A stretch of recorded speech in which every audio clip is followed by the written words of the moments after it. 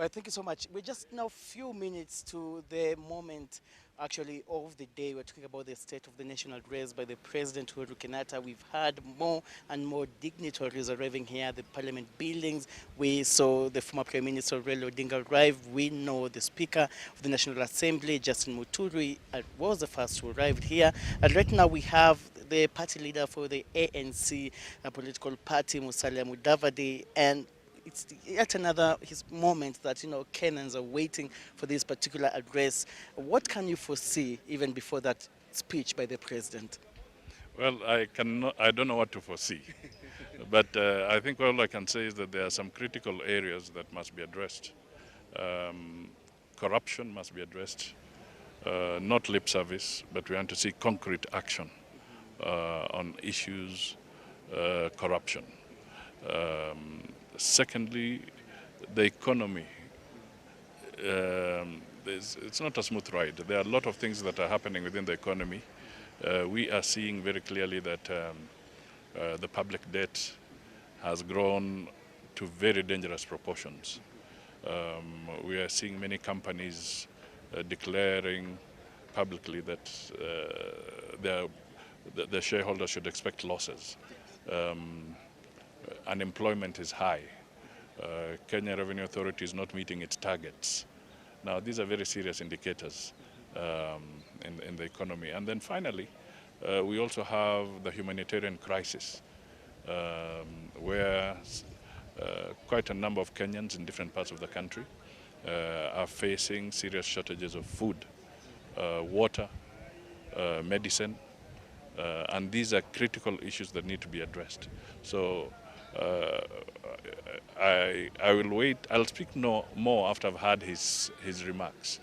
But clearly, Kenyans want to see some concrete action and not just words. And some of the concrete actions being expected by Kenyans who are already speculating that perhaps the president can use this particular function, this particular occasion, to just crack the whip on the big ship, big fish. We're talking about corrupt senior government officials who've already recorded statements, already implicated, even though not guilty, not proven guilty by the court. But perhaps Kenyans are speculating and saying the president need to act today using this occasion. What is your say? I think it's not a question of him just using this occasion or speculating. Let's face it.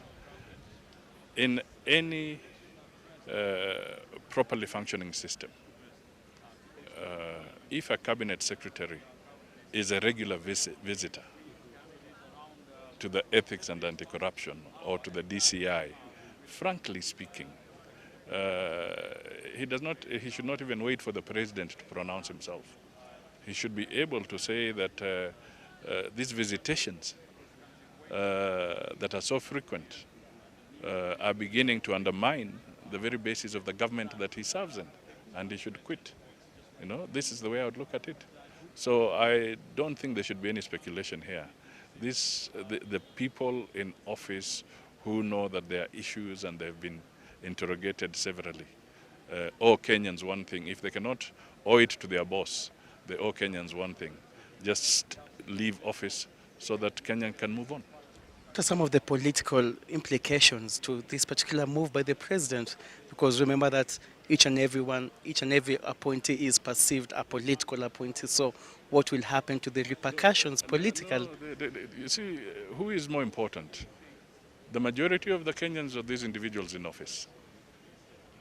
I mean, why should we even speculate about whose priority works out first? The bigger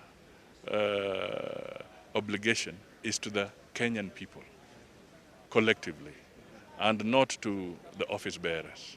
Yeah. In terms, you've mentioned there the cost of living, and many Kenyans are complaining about the harsh economic times that they're experiencing at the moment.